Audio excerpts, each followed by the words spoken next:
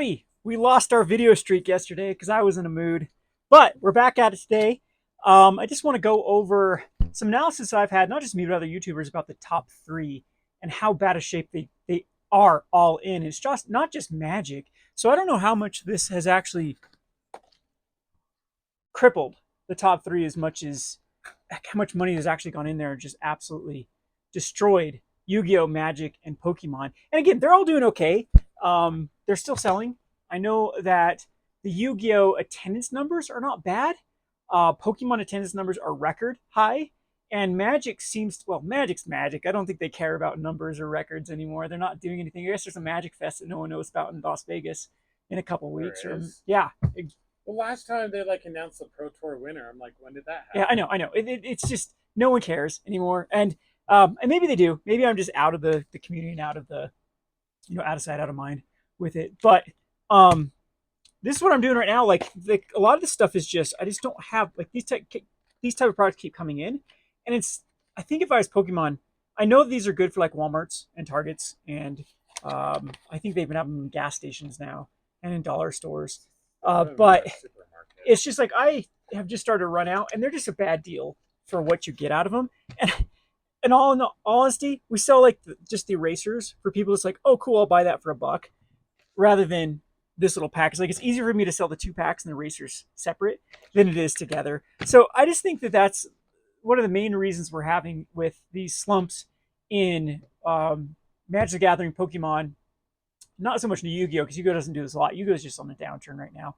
They'd really need to figure out. I just think the game is kind of like gone out of style. That's the big. I've never been a Yu-Gi-Oh fan, so I don't know. And I'm probably gonna get murdered in the comment section because there might be some fanboys of Yu-Gi-Oh, but no one's buying Yu-Gi-Oh from us. We kept carrying it because it was just miserable to try to sell through boxes. And there's a particular personality of Yu-Gi-Oh players that they're very, how should I put this? Particular. Yeah, yeah, they're very particular on their buys and stuff like that. It's just a mess to try to move stuff. So the big three though are really struggling, and it's a bad sign when the companies are so tone deaf. Like I said with Pokemon, they need to be doing something. They need to be scaling back on either this sort of product where it just keeps flooding the market with Scarlet and Violet and Paldea Evolved and now Obsidian Flames. So if you go on eBay and TCG Player, the going rate for Paldea Evolved and Scarlet and Violet is like under $3. There are thousands upon thousands upon thousands of packs available for under $3. That is not profitable, especially going this route. So you actually have to pay a little bit more of a premium by going this route than the booster box route, which makes it even more of a toxic product because again, these are rough to ship, relatively speaking. Ship 2 packs to a person, ship something like this, so it's hard for stores to unload them if they get overwhelmed with them. They're kind of bulky to some shelves. Yeah, we could hang them somewhere, but in our store, it just doesn't make sense for this. So that's why I'm breaking them down. I've just decided I could probably sell the pigs and these little racers for like $1 or $2 a piece, and then actually move on our shelf better than say if I were going to keep it packaged with this. But Magic, I heard some very disturbing news about Magic. So guess what they're reprinting, Zach? What? Modern Horizons 2. Wait, isn't Modern Horizons 3 coming out next year? Well, okay, so again, they have I guess a print run window of these type of products. So this started, I want to say, during Return to Ravnica is when they made this policy change. And the major policy change was that Scars of Mirrodin through New Phyrexia and even Innistrad and then Avacyn Restored went out of stock, and it was incredibly hard to find and incredibly hard to do drafts and other stuff during its standard season. And so they wanted to have it available throughout. So they made a promise that they would allow eligible reprints for those sets as long as it was in the standard window. Now they went back on that when Ixalan did really bad because they announced that it was like Ixalan and Rivals still had a long time left in its standard season. And then they announced that they're not going to be doing any more waves. And so this was the last wave of Ixalan they're going to do. They let distributors and stores put in one last pre-order. Oh, I hope you guys like my new piercing here. Keeps wiggling around, distracting me. But anyway, maybe it's a sign. Anyway, where was I going with this? Ixalan and Rivals of Ixalan, they made that announcement that they weren't going to reprint. And it kind of went through a shock on the system because people didn't know what to expect because they're going back on their policy. Now, however, it seems like with especially Universes Beyond and things like Modern Horizons 2, they've come back to this policy and they're doing these like last calls for distributors. So distributors just got their last call to do orders for how much more Modern Horizons 2 set boosters they want. So it doesn't look like they're doing drafts because they are still overloaded with the sleeve boosters for drafts as well as just drafts. Drafts just haven't been moving because if there is one product where set boosters are just a clear winner over the other product, it's Modern Horizons 2. The value is night and day between the two, and the prices are actually not that far off each other. So Modern Horizons 2 set boosters will begin another wave. Now it just makes me scratch my head because Modern Horizons 2, I checked this morning, is available in every distributor still at under the original price. So I can't remember what the original price of Modern Horizons 2 was, but it was around $200 for a set booster box. So I can still get it for like $185, and that's with all fees and shipping out the door. That's about how much it cost me. And it just really, really makes me scratch my head when fetch lines are still going down. Mind you, that's something that's funny. One of the distributors given up, they're actually allowing people to purchase their Secret Layer Ultimate Edition ones. You remember how crazy those were? Oh yeah. Go check the price of those, Zach. I bet they're nothing anymore. You want to guess how much they're going for on TCG Player? What, $50? Well, not 50 because there's 5 fetch lines in it. Oh, the 5 fetch lines? 5 fetch lines one. Is there 5 or 10? There's 5, and then you get like a blast zone or something. I bet you anything they're under like $80. No, they're still 120, but that's like literally the value if you add up all the fetch lines. 300. Oh yeah, they were incredibly expensive.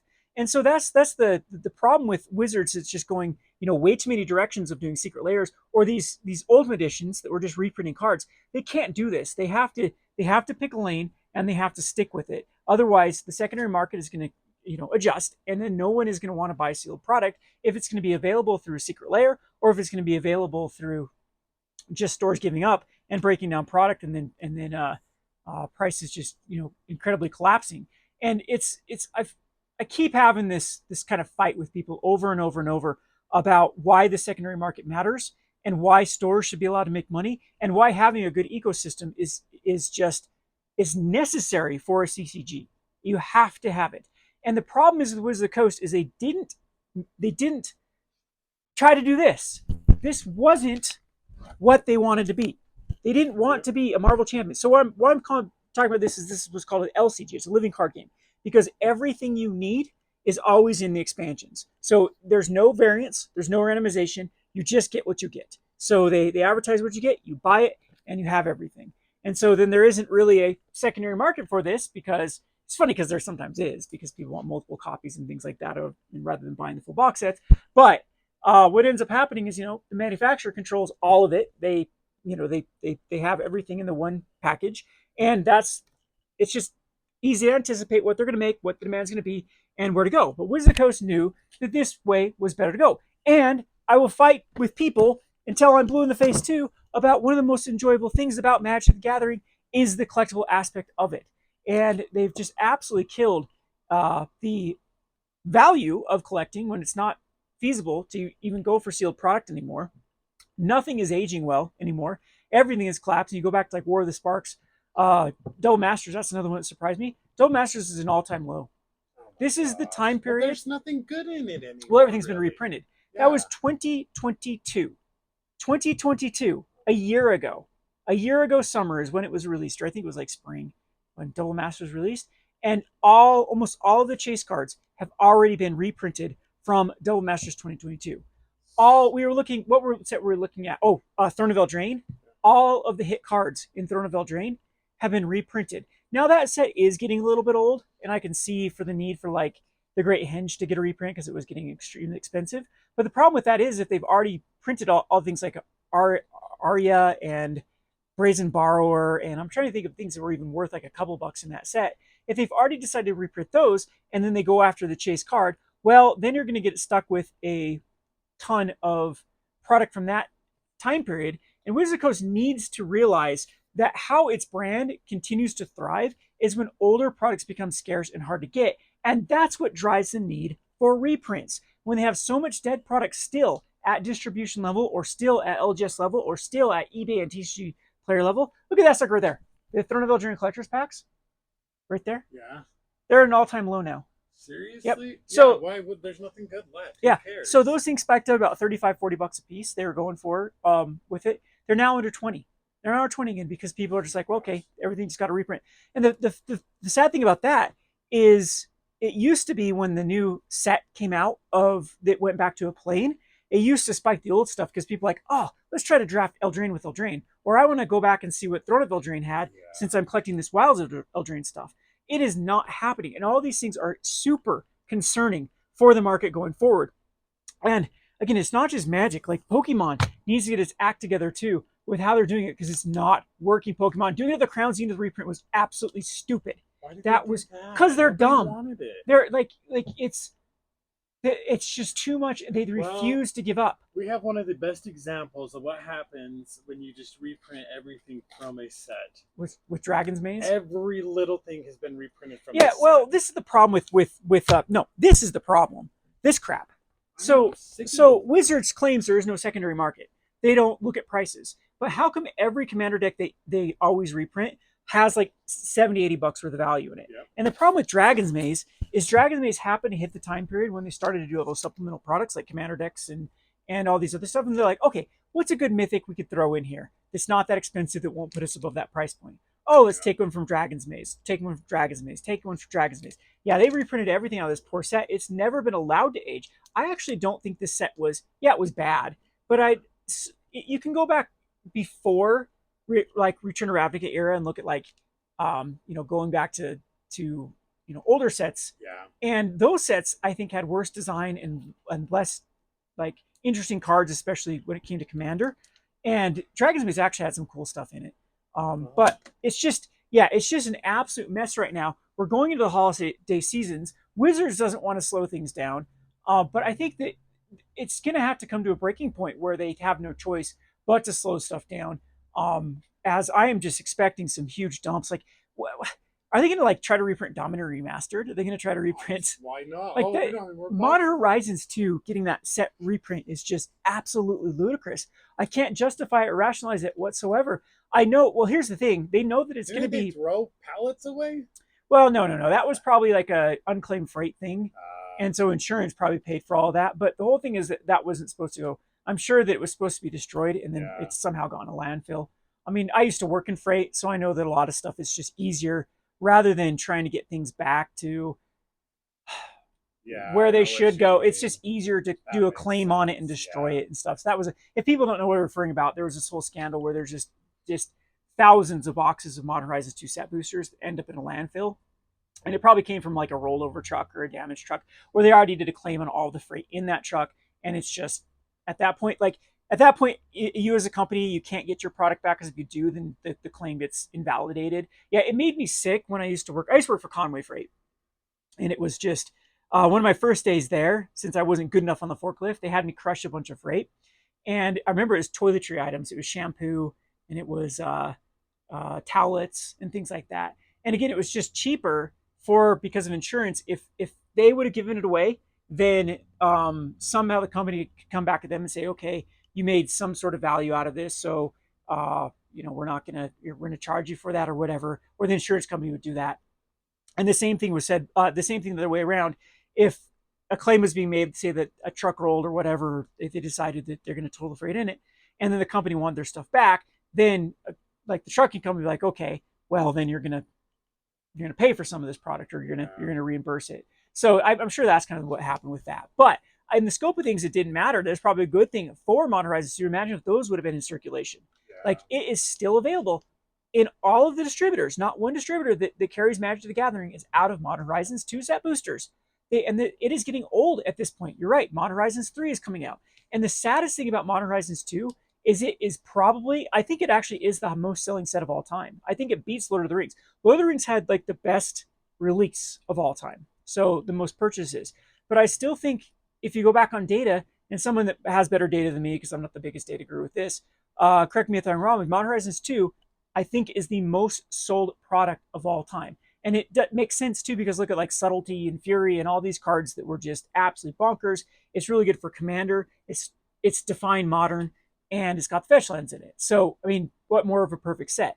And that still has not budged the price, because the supply is just through the roof with these sorts of products. So anyway, yeah, it's just, I was just thinking about this topic while I was breaking down these $2 Paldi Evolves and $2 Scarlet and Violets that, I'm losing money in all this crap now. Well, again, I'll be able to sell it here locally eventually, so we're good. I don't do a lot of Pokemon to, try to move. Again, I've gone out of that space a lot of just trying to uh, liquidate inventory online because at this point it's just not worth it. I'd rather just play the waiting game and wait for this stuff to eventually sell it at decent margins and just stop ordering so much in the future. That's kind of the problem, and that's what Wizards is going to start running into, and all these other companies are going to start coming into is that if I'm this way, if I have plenty of backstock, then I can still sell to people and I can still be like, well, we don't have a lot of this newer stuff that maybe, I'm out of collector boosters. I don't want to buy collector boosters from Wild Old Drinks. I'm expecting them to go down because TCG players are already less than what I paid for them. So I'm expecting maybe the distributors might blow it out. So then it's like they go to purchase Wild Old Drink. I'm like, then I can like, hey, how about you purchase this instead? I know there's other stores that are doing that. They're just trying to, to kind of shift people towards things that are already paid for. And then it's going to, keep them from reordering in the future. So anyway, all these ecosystems are completely crashed right now with the big three. Lorcan is still strong for now, but they are in a conundrum.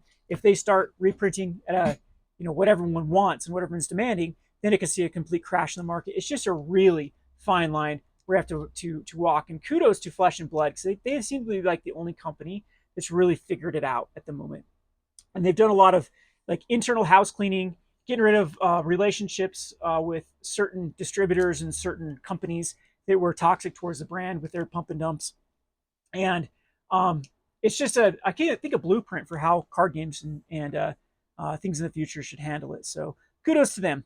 Anyway, that's all I got for today. We'll try to do some more lighthearted, fun videos. Let me know what types of topics you guys would like to see, or if like you want me to show more of the store, or I don't know, talk accessories, board games. What are you? I'm just making sure the mic's still on. Oh, We've been talking forever. okay. So who knows? Well, we'll cut this one short. Short, 17 minutes. 17 minutes. We'll cut this one long. Thanks for watching.